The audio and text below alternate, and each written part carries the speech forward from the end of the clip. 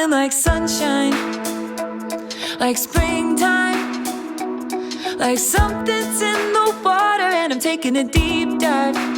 I'm feeling so weightless, like I'm gonna make it, and nothing in the universe can take this. I can see it clearly now, nothing gonna bring me down. I got my head held high, I'm on my way, and I'm following the signs to my happy place. I'm walking in the light of a brand new day, and I'm right where I belong in my happy place. I got my head held high, I'm on my way, and I'm following the signs to my happy place. I'm walking in the light of a brand new day, and I'm right where I belong in my happy place.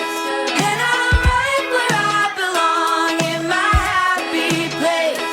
And I'm right where I belong in my happy place. Welcome to the National University of Singapore Yong Lin School of Medicine's Healthy Longevity webinar. Thank you for joining us, and I want to remind you to use the Q&A function to ask questions about the show tonight. We have Mr Gabriel Cian and Maxime Kamrani on tonight to talk about the 2060 Foundation. But before we get to that, we're going to hear from Daniel, a research fellow at the NUS Center for Healthy Longevity, and he'll talk about his own study, Sadira, a multivitamin study. Thank you. Hi, everyone. My name is Daniel. I am a research fellow here in NUS. So today I would like to share with everyone about this new project called Sadira. So our focus today is actually healthy aging. So we want to make you ready to be well as you get older. So this is the WHO definition, but then we really want to focus on the process of developing and maintaining your functional ability as you get older. So our approach at this point is to look into using a common multivitamin products in the market. So we partner up with Centrum, and Centrum is a very well-established brand, and it has been backed by several studies around the world. And one of the biggest study is called Cosmos. So now we're learning from this studies, we actually developed Sadira and try to bring the perspective here in Singapore and Asia overall. So our ambition is to look into the effect of multivitamin supplements, particularly Centrum, on slowing down your biological age, which is a measure of aging generally being used in our field. So we're going to do that by measuring your biological clocks and other standard secondary outcomes like your BMI, your blood pressure, and so on. So we are going to design a 12-month randomized control trial, which is a trial using Centrum and also placebo. And if you are an adult, age between 40 to 60 years old, you're invited to join our study.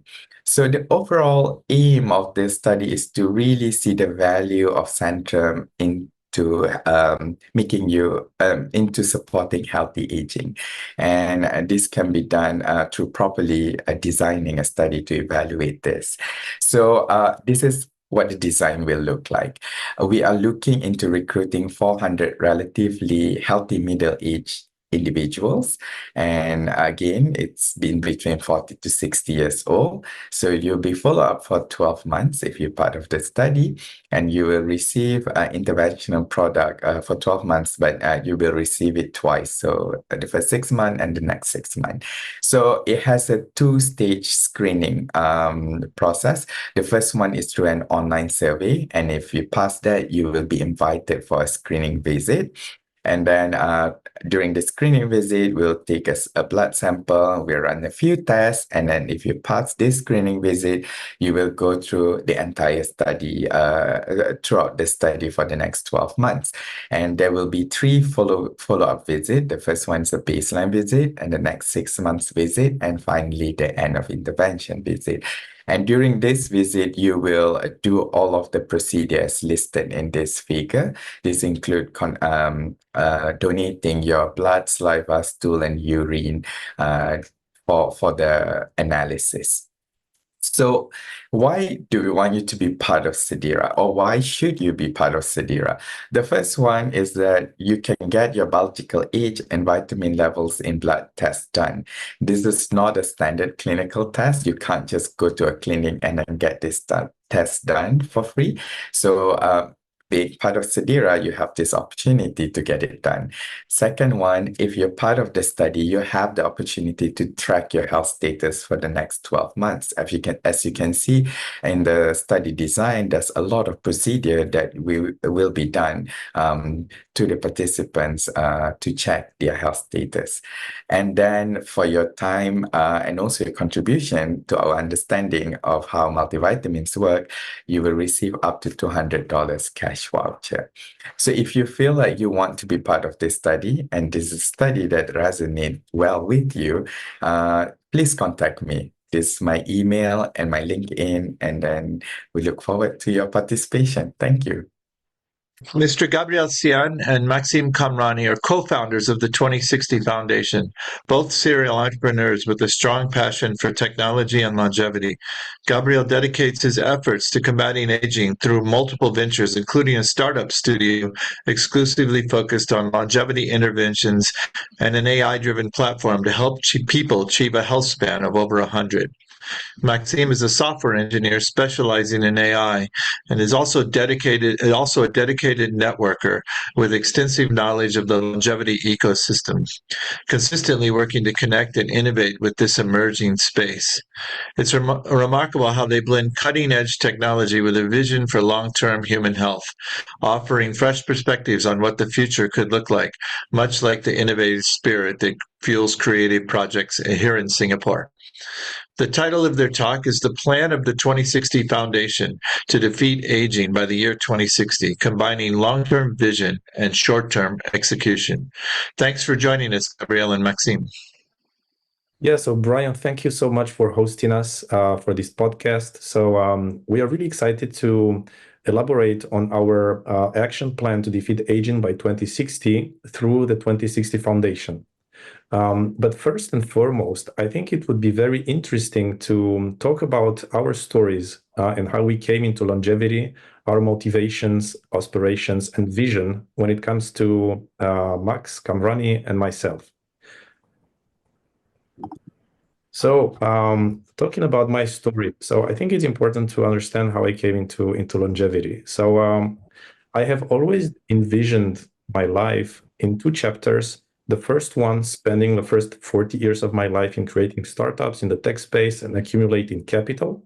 And the chapter 2 of my life, the next 40 years, to help humanity defeat aging. My purpose here is to inspire more entrepreneurs as myself to focus on longevity projects, inspire more people to take care of their health while they're healthy, as opposed to waiting until they're sick when most of the time it's too late. And finally, inspire more investors to fund projects in longevity. So talking about the chapter 1 of my life, I would call it work hard, play hard. And my lifestyle at that point was to do the extra mile, right? Sleep only a few hours a night. I was telling to myself, you'll sleep when you're dead. Eating processed foods, fast foods, lots of sugar, etc. And practicing regular activity is the only thing that matters. Overtraining, pushing myself beyond the limits. Life is short, do stuff and don't listen to your body. I had some symptoms that were pretty mild, to be honest, at the time. Like my body coped well with all the stress, but at least in the short term. And I even remember that I was sleeping fewer and fewer hours just to see what was the limit. And there seemed to be none. So I was pushing even harder. I had some weak signs, such as having frequent respiratory tract infections, flu, influenza, bronchitis, pneumonia, and eczema, irritations on my skin, itches. But I interpreted this as a normal life, and people around me were having even worse symptoms. So it was absolutely normal. But when I turned 40, I have changed my paradigm, and I'm from earning as much money as possible to living as many years as possible in good health.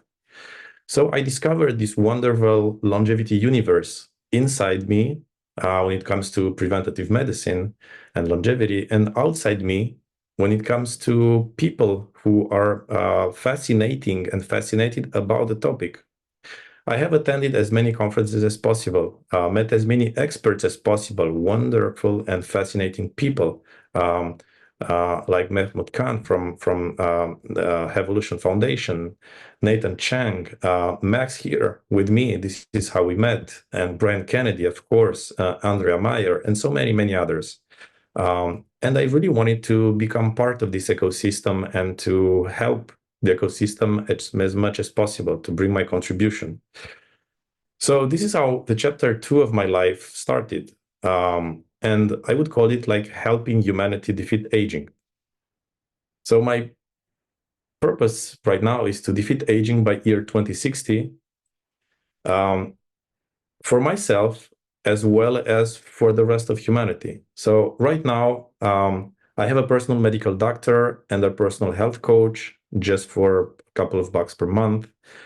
Sleep and physical activity, keeping stress under control, healthy diet are no longer negotiable for me. It's a must-have, and there's no negotiations around it.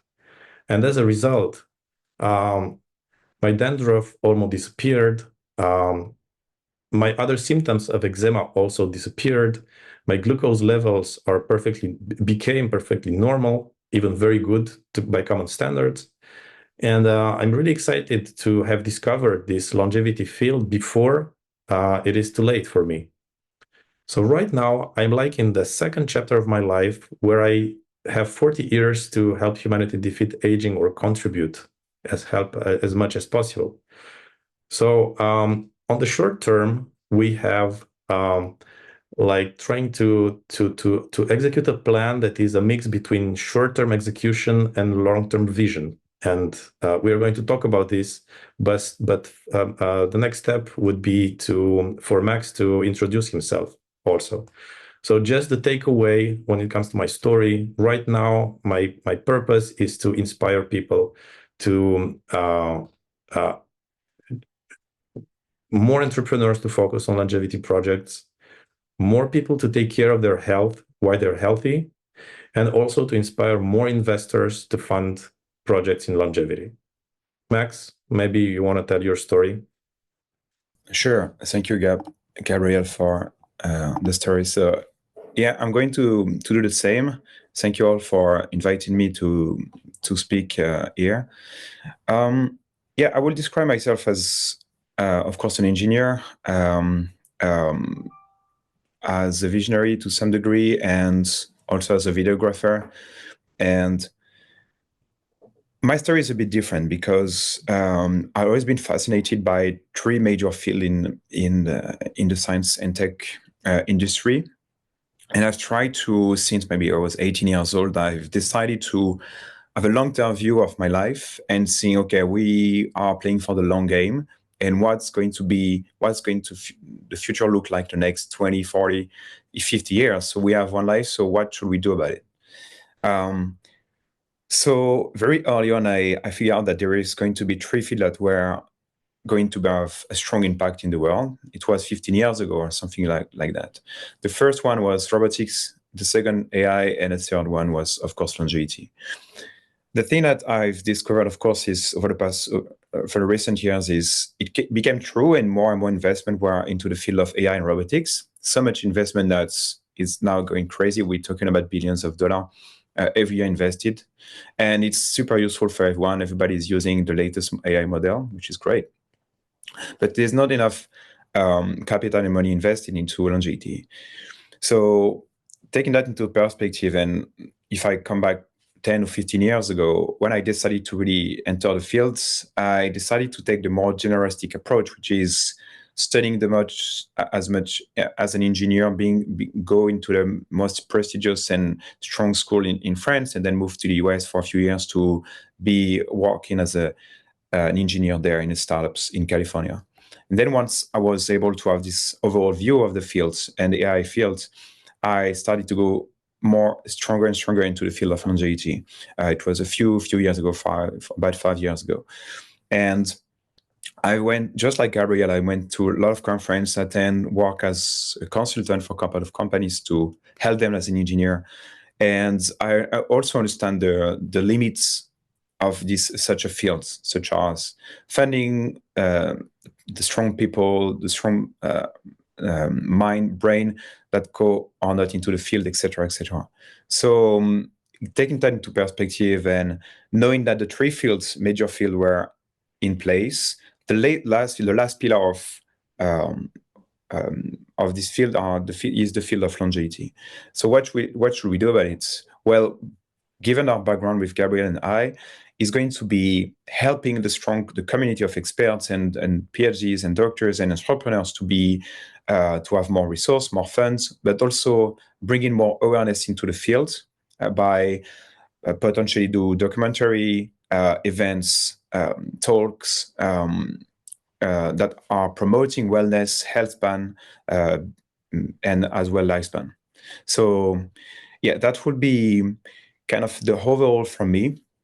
And the thing that I'm currently dedicated right now is to be an example. And I currently, as a quick side note, I currently live in some kind of a blue zone, so to speak, where life is pretty good in terms of lifestyle and also health style.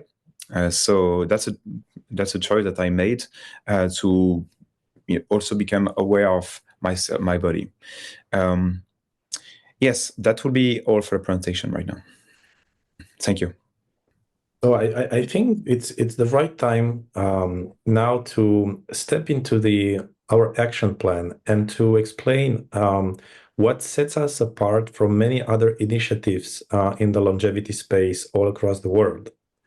Mm-hmm. So we have a common vision and understanding with Max that there's a shortage of long-term vision in the Western society in general and longevity in particular.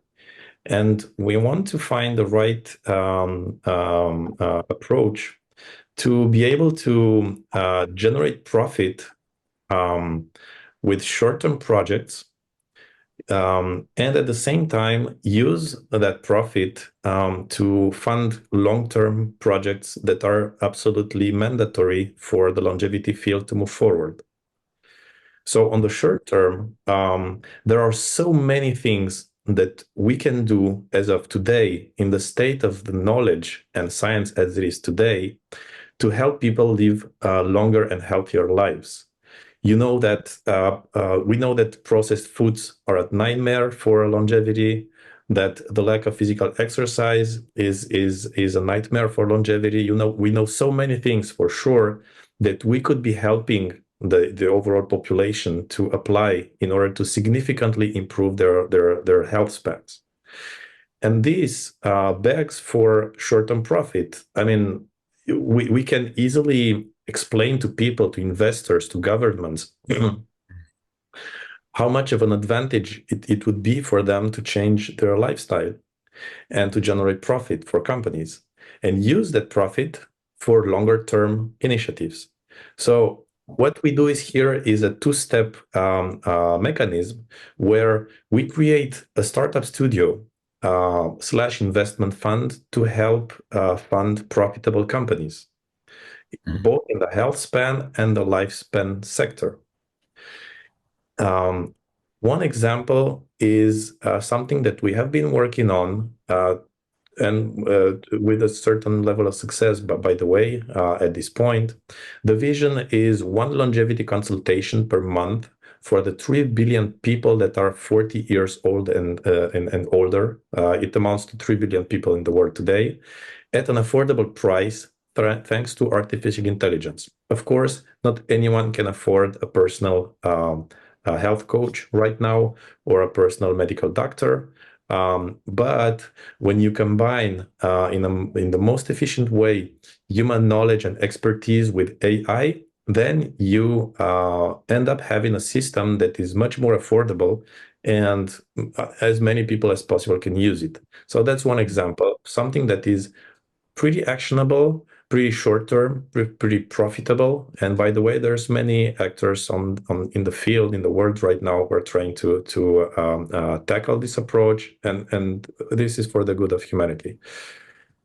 And when it comes to long-term vision, so we have the 2060 Foundation working in advocacy to increase public and political awareness. Some examples: modify the international classification of diseases. As we know, it's a big hurdle preventing public funding from being invested into longevity.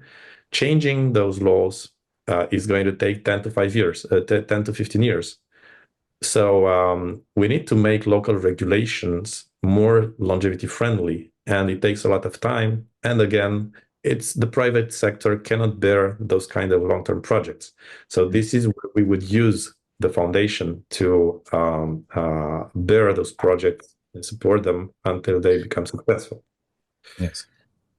So maybe, Max, you want to elaborate on the different very practical activities that we are carrying through right now, and the different pillars of 2060 Foundation. First of all, I think we have to, very quick sign note, there's a need to understand the background of it. So the plan comes because, as we said before, there's the three pillars that are longevity, AI, and robotics. The first one the last two ones are really in place, so to speak. But by the end of the decade, robotics and AI is going to be within our home to some extent, or robots and AI are going to be quite present in our surroundings, and we try to maybe use AI to help us to. There's a many way we can solve longevity using the first two pillars.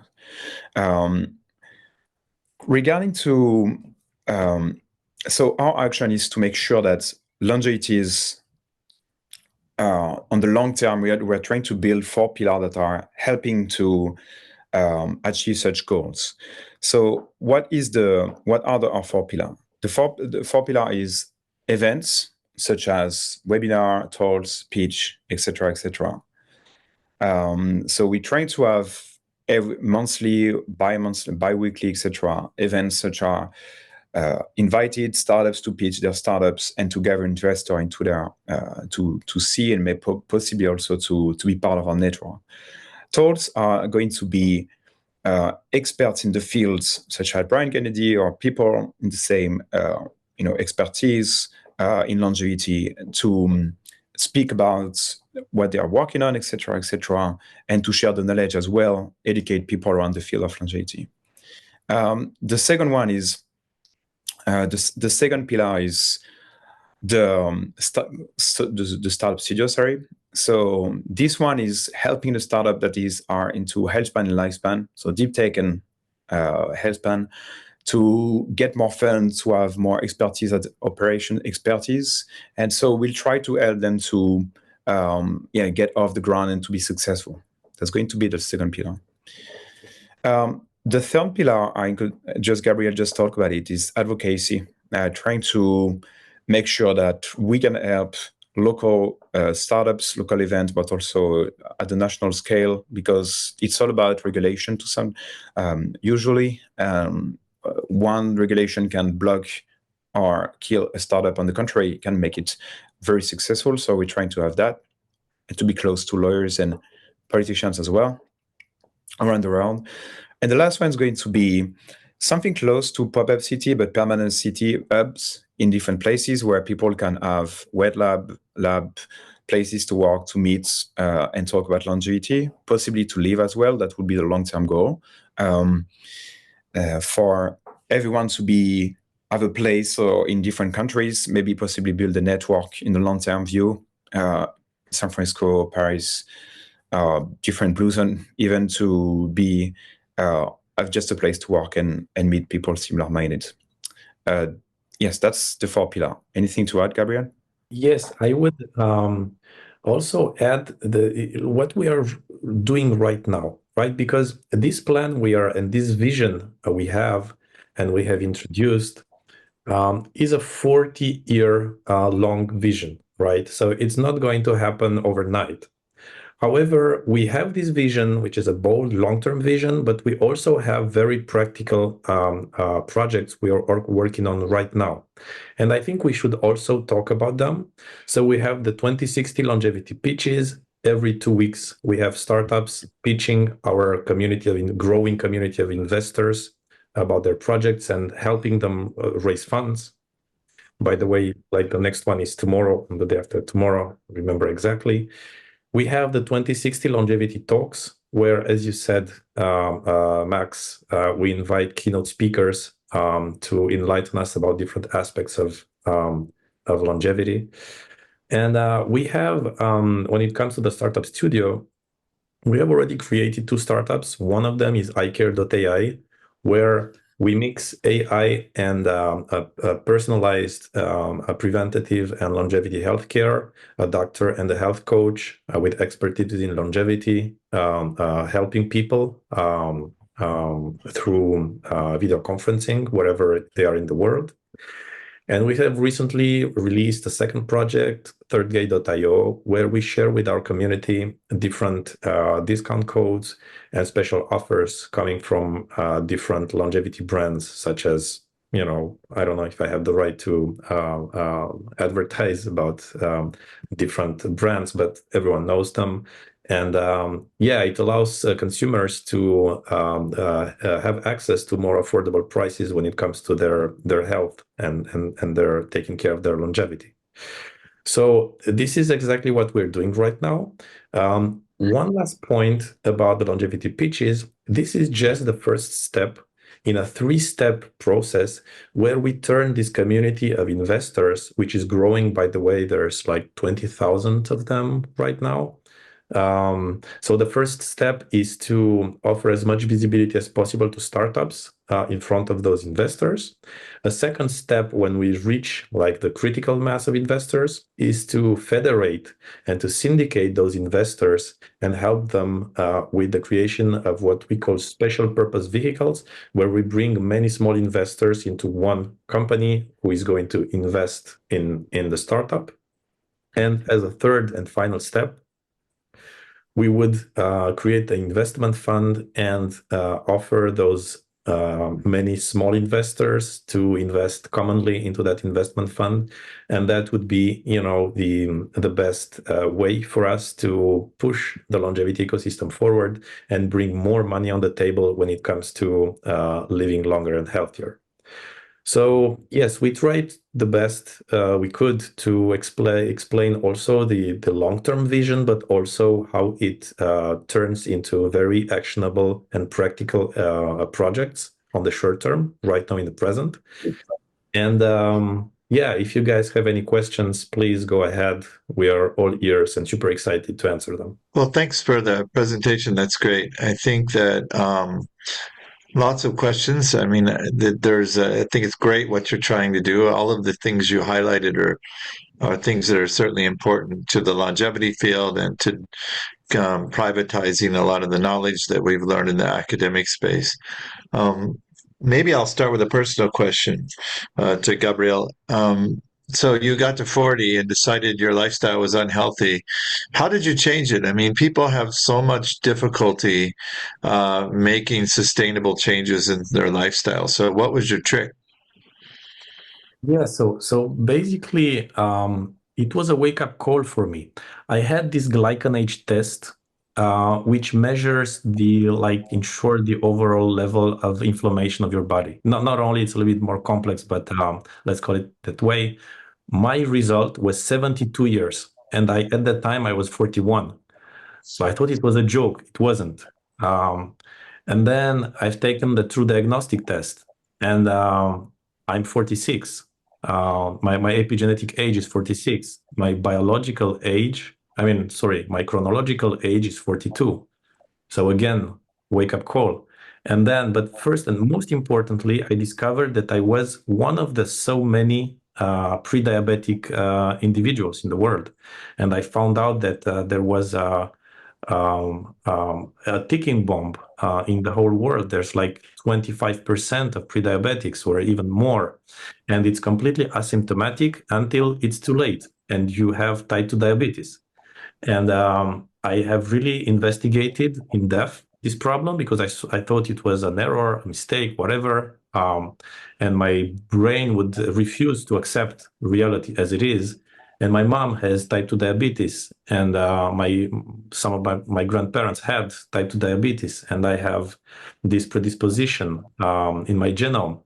And I have done like an extensive set of tests, and the conclusion was that I was pre-diabetic. So when you understand what this means and what is going to happen like in 5 to 10 years, and how this condition is like the foundation or all the other chronic diseases that are going to come later, it was just too strong for me to ignore this reality. So it became personal. Yeah, I think that's that sort of wake up call approach is one of the effective ways to get people to really start to change, I think. And because, I think we can spend a lot of time debating what the perfect lifestyle is, and your AI coach are probably doing that with. But it's certainly possible to move people in that direction, even if it's small steps. But people have to be motivated to do it. You can say all you want, but if they're not motivated, then not much is going to happen. And so Max, how did you identify AI, robotics, and aging at 18? That was pretty profound.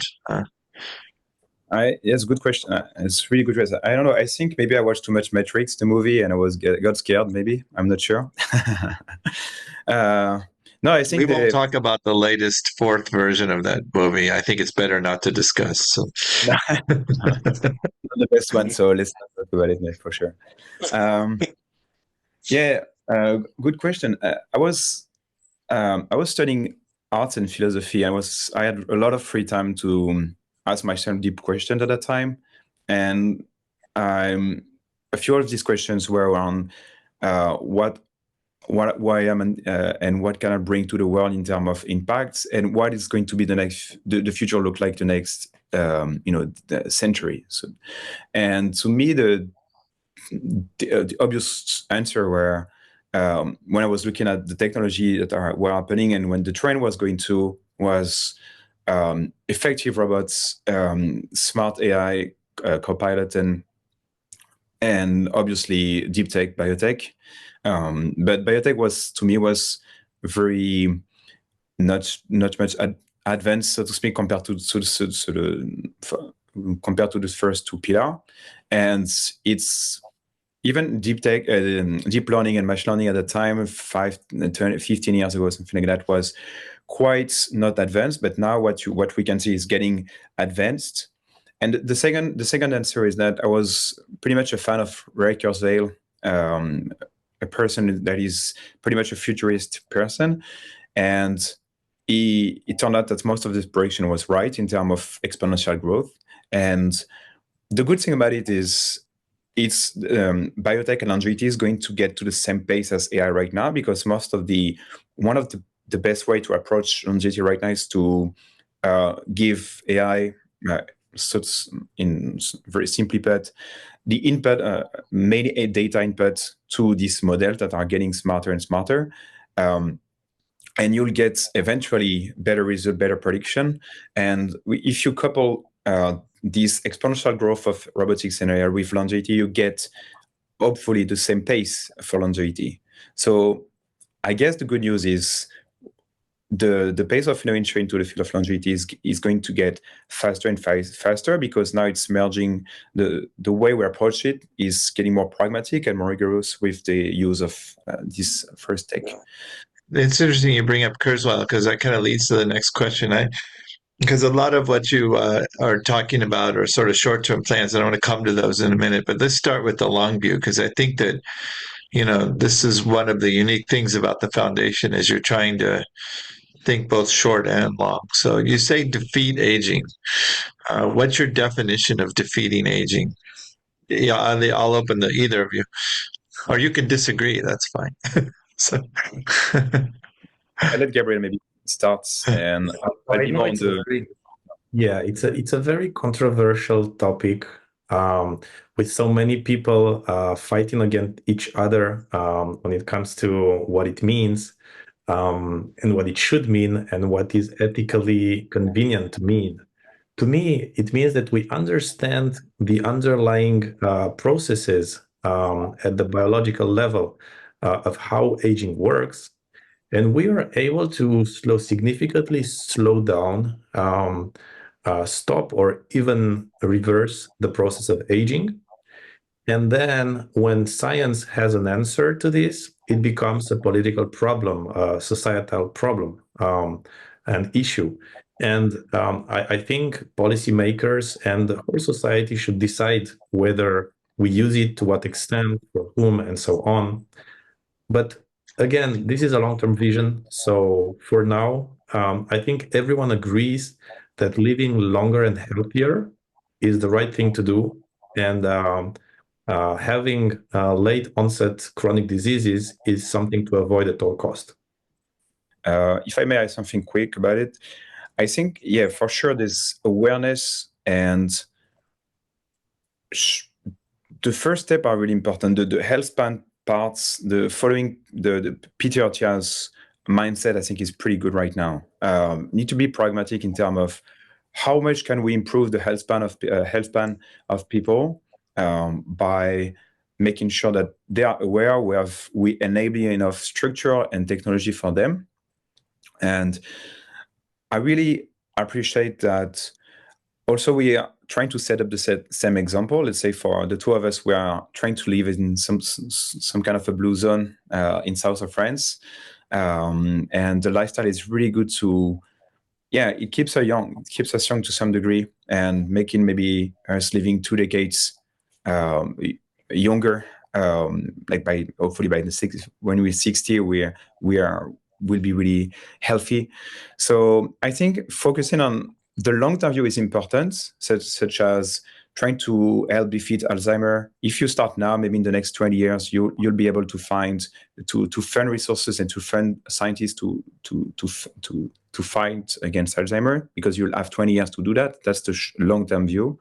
But the short term is making sure that you can build products and set up the right example, or promote events and media towards the right mindset to live healthier. Yeah, and Gabriel, you've got a lot of investors already signed up in a very quick time. That's pretty impressive. How do you get such a large pool of people interested? And I know a lot of them are not huge investors, a lot are small investors, but that's a very effective thing. I mean, I think a lot of the longevity field so far has been looking for large investors, but if we can pull together a lot of people, this is how Obama got elected, right? Getting a lot of small donations instead of a few big donations, and so how do you go about doing that? Yeah, just a preliminary notice is that there's many curious people. I tell them that longevity is going to be like the biggest and most interesting investment opportunity in the history of investment. And I really believe this, and I'm very convinced about this. So it doesn't cost too much for them to pay attention to this and to start getting interested. So it's a sort of a process where first we raise curiosity, and then they start getting interested in the field, and then they use some of the technologies and treatments and so on, so they understand that it's great for their business, but it's great for their health also. And little by little, they become more and more involved. So that's right now we are at this stage where we know how to attract attention, and to have like a portion of their time to attend those longevity pitches, and to start questions and increasing general public awareness when it comes to this. So another component of the answer is that during my last 20 years, I've worked in the field on database generation, on how to onboard large volumes of people into different projects. In general, it was for profit startups. And I'm trying to leverage all this competence and expertise to the advantage of longevity right now. With the eye care, the personalized approach to help people, how's that going? I think that a lot of people are trying to think in different ways about coaching people for healthier longevity. You're taking a very AI-driven approach, and so I think the challenge, as I see it, is how do you get the communication right with the individual, and how do you do it in a way that the individual keeps coming back for the advice? And so how's that going so far? Yeah, so we have a couple of dozen patients right now, located in different parts of the world. From the starting point, we have envisioned the project to be focusing on all the countries in the world. So there's patients in France, in Belgium, in Switzerland, United States, Qatar, and Dubai. And so it really facilitates the approach to look for customers and also for doctors and for health coaches all around the world. Because otherwise, it's such a niche market, it would be close to impossible to do it only in France or only in whatever other country. Maybe United States is a little bit different, or Singapore. Those countries are really far ahead when it comes to maturity in terms of longevity. But in normal countries, such as France, and so many others, it's close to impossible. But considering the world is our playground, from day one, changes completely the perspective. So that's one thing. And for now, we are accumulating data, and we are less AI-driven, even though we have some modules that are already fully operational. But we are really focusing on the quality of the service and the satisfaction of the patients when it comes to the personalized healthcare that we offer. And our approach is very straightforward. Guys, if you're sick, go see your doctor. This is not what we are doing. When you come to see us, you're in good health, and you come to see us because you want to stay like that as long as possible. So it completely changes the mindset and the perspective when it comes to our recommendations. And so up to your point a couple of minutes ago, when you were asking how do you manage to change your lifestyle, it's so hard. So the observation is that most of the time doctors issue a list of recommendations, right? And most frequently, it's a very long list of very, very complex recommendations. And when you read that, you become crazy, you put it aside, and you never read it again.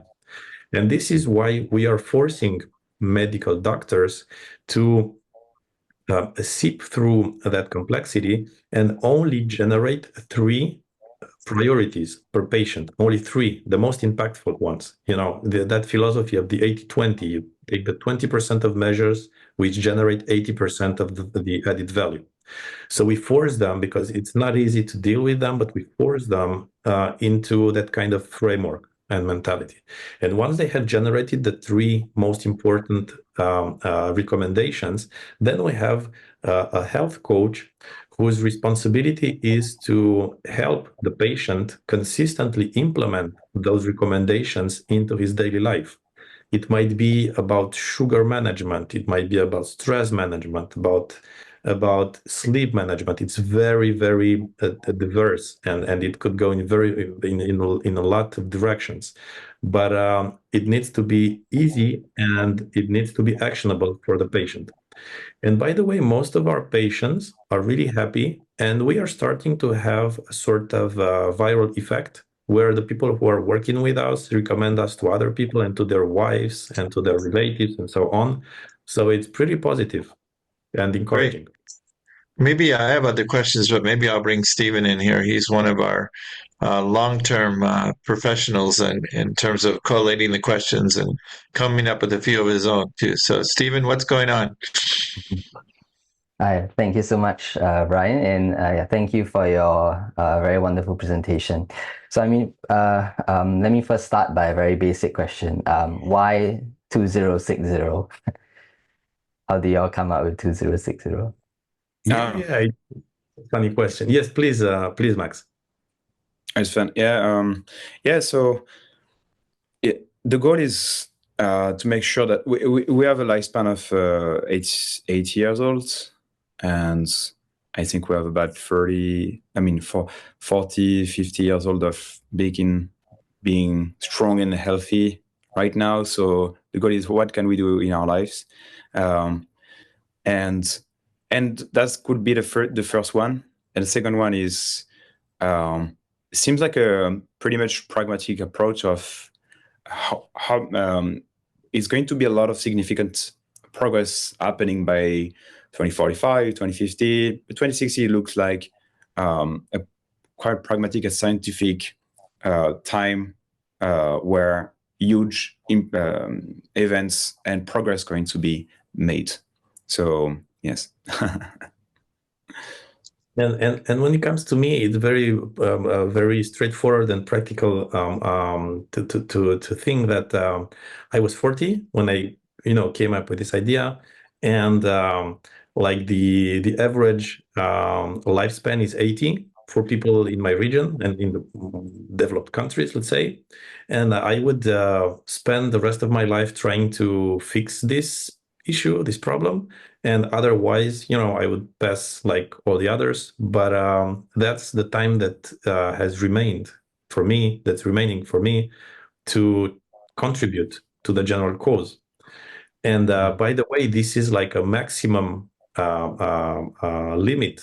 But if we are able to fix this earlier, I will be more than happy. Well, we better fix it earlier because I'm going to be over 90 by then. So I'm doing my best. I'm doing my best. Yeah, I think I can. Stephen. Maybe I'll merge two questions together from Marek. So, you guys talked about many exciting and really, really, really impressive plans that you guys are intending to achieve. So, but in terms of the more immediate plan within the next 2 years, 1 to 2 years, what is your priority? So that is the first part of the question. And whether, what do you believe will be the most significant breakthroughs in the next decade in terms of specific moonshot projects that your foundation is currently supporting or planning to support? Of course, only if the projects can be disclosed. Yeah, if not, it's okay. Yeah, thank you. I can do a quick intro maybe about this. As you say before, just right now, it's supposed to be, we are entrepreneurs and engineers. There's PhD doing their best and building startups right now. So our goal is making sure that we provide the right framework and network, given our resources and expertise to help them to grow and foster and discover. Of course, we'll have our play, but for instance, the startup studio is going to be helping PhDs, entrepreneurs to have the right framework for them to build. So that's what you have to keep in mind. Maybe Gabriel, you want to say something about the plan, the 2 years plan, as you say, maybe in the next 2 big steps. Yes, yeah. So as Max says, we are entrepreneurs and engineers, and there are so many brilliant PhDs who are able to discover incredible stuff, but they need the right framework, they need the right funding to do this. And we really feel that there's a bottleneck when it comes to funding and to local regulations also. Mm-hmm. So, and by the way, unfortunately, no one is, or few organizations are actively working towards fixing them because they are long-term and they don't bring profit. And but that it's a conundrum because on the one hand, we need this fixed in order to unlock the potential of longevity and all this community of brilliant scientists who are supposed to discover stuff, but at the same time, no one is doing it.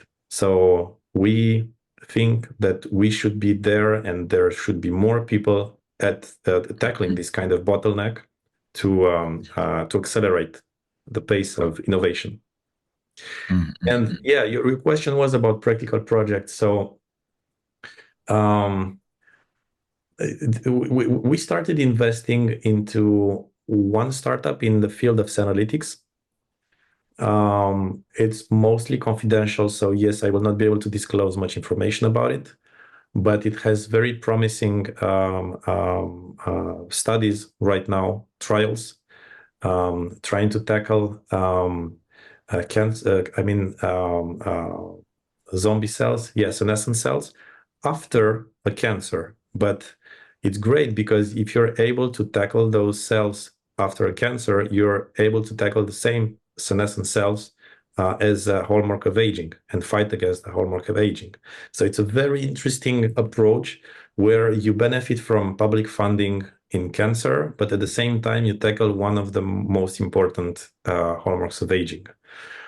So yeah, that's one project that is really on the table for us right now, and we are leaving like the entrepreneur and the scientist to do their work, and hopefully it's going to be a success. But until it is, we have to be cautious. And so that's something we're doing in the next 2 years. Federating the community of investors into an investment fund is like one of our flagship projects. And once we do this, I mean, the first investors are going to be difficult, and then there's going to be a sort of a snowball effect where they are going to bring more people, and more people are going to bring more people. So those kind of mechanisms are very hard to bootstrap, but once you have, then it's easier and easier. And right now we are in that very difficult portion where you try to push, and it's moving really slowly. Yes. But obviously the law of compound interest is going to work in this field as in many other fields and contexts. And if we keep pushing and we are organized and we have the vision, we are going to make it. Yeah, that's great. So maybe just to pick up on one point that you mentioned earlier about local regulations needing to be more longevity friendly.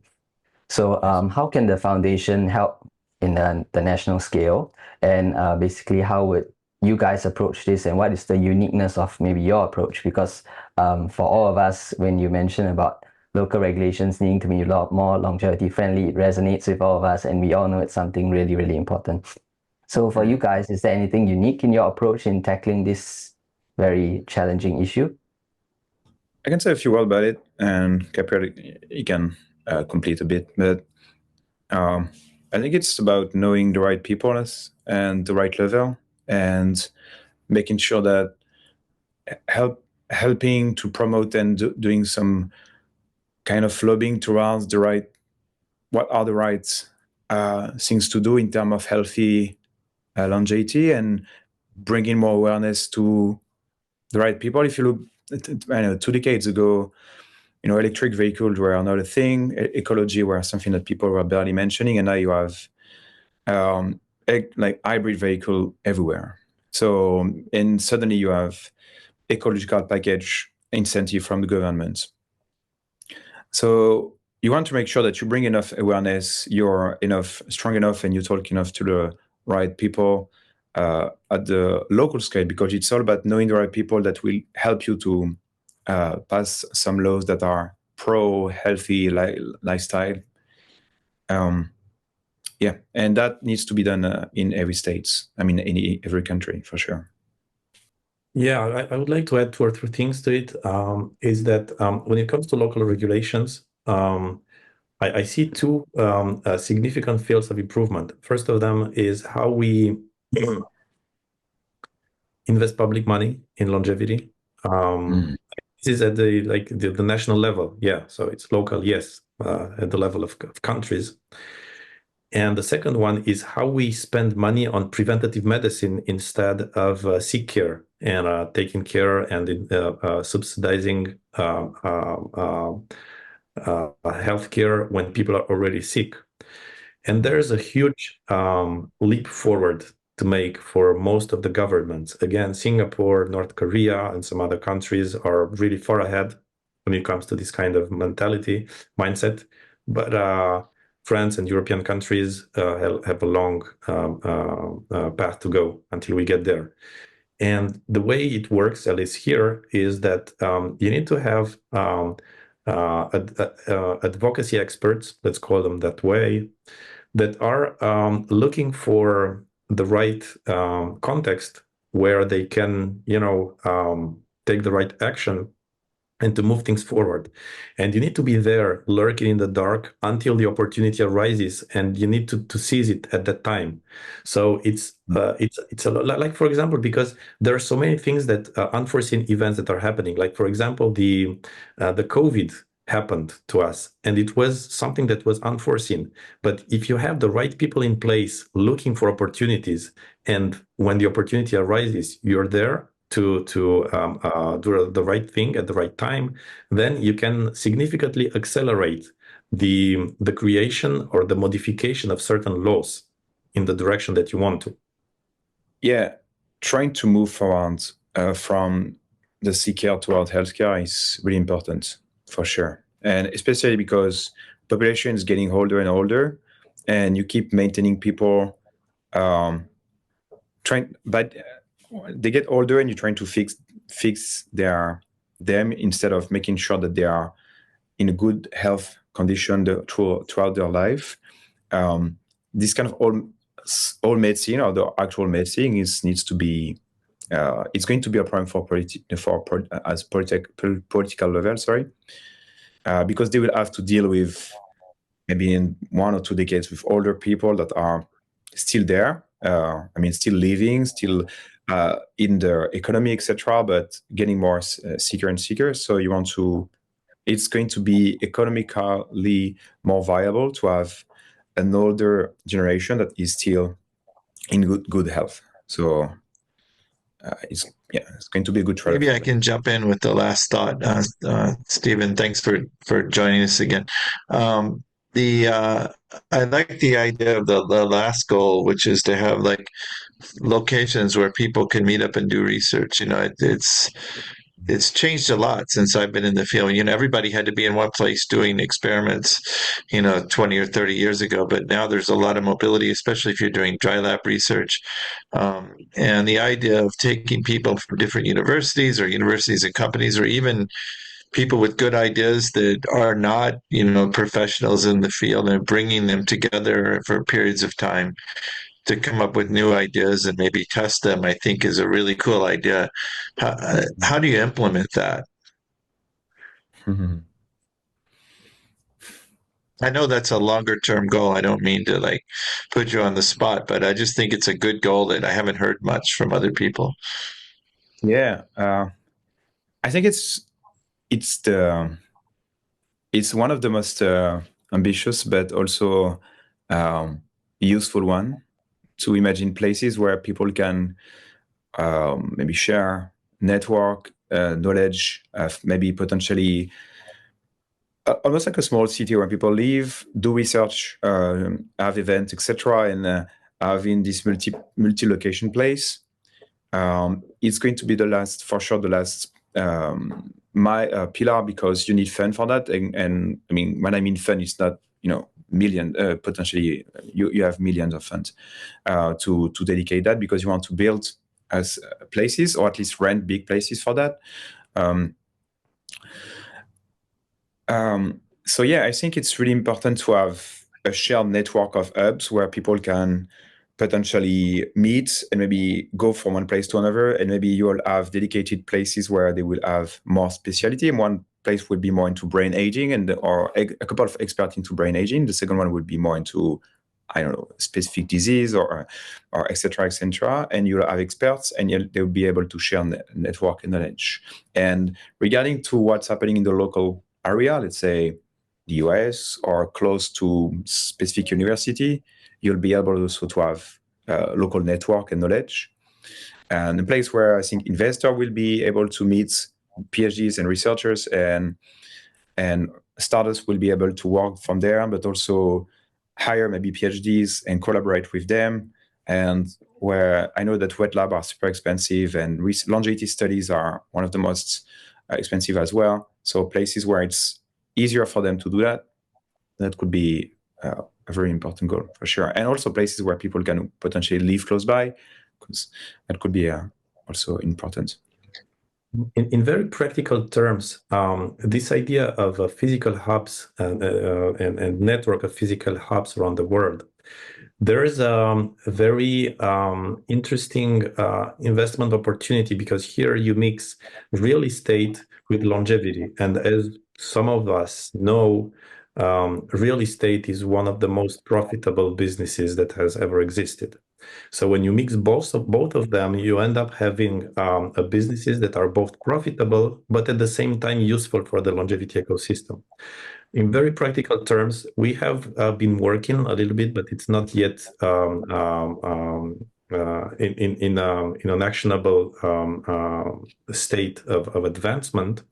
The creation of one of our very first longevity hubs, where you purchase the building, and then you put inside companies that are from the biotech ecosystem and are working in a field that is related to longevity. And they would be interested to go there because they will meet other people who have share the same interest. And we would also have a conference room where we set up conferences and different professional events, and also shared and mutualized devices for the wet lab eventually, which is going to generate some savings on the startups. And yeah, this is something that we are working on right now. It's not finalized, but it's a very enticing project when it comes to mixing profit with longevity. Thanks, Gabriel and Max, for joining the show. They'll be leaving a link in our credits for anyone who's interested to follow and join the club and help out with the 2060 Foundation, which has a lot of really good causes in mind. I want to remind people to use the chat function and panelists and all attendees option to leave comments and feedback so everyone can know what you're thinking. Our next show will be Professor Uri Ilan, who's at the Weizmann Institute in Israel, and he'll be talking about networks and aging, and there'll be a little bit of physics thrown in for you also. Come with your thinking caps on. I'm going to leave you with a final video, the UN Decade of Healthy Aging, Adding Life to Years. Watch this video and find out what it really means to add life to your years. Thanks for joining the show. When it comes to aging, we can learn a lot from nature. Consider a tree. As it grows, its rings expand outwards, telling the years gone by. But those rings tell more than just time. If you look between the lines, you will also see how the tree's habitat and living conditions have impacted its life. The healthier the ecosystem, the more it will have thrived. We humans are no different. As we age, our physical and social environment provide us with vital resources. Access to healthcare and proper nutrition, opportunities in education and employment. Safe housing and supportive communities become the roots that nourish our development and well-being. So what happens when we grow older if our environment does not sustain us? Just like a tree, our health declines and we struggle to flourish. Over time, we may become disconnected and a burden to others. The UN Decade of Healthy Aging aims to give everyone the opportunity to add life to years, wherever they may live. A transformative collaboration of diverse sectors and organizations, the decade focuses on changing how we think, feel and act towards aging. cultivating age-friendly environments, creating responsive healthcare systems and services, and promoting long-term care and support essential to living with meaning and dignity. By adding quality to quantity, we give all people the chance to lead a meaningful life, no matter their age. And that includes you, and you, and you, and me. Together, we can make every year count, not by the numbers, but how we live and grow in between.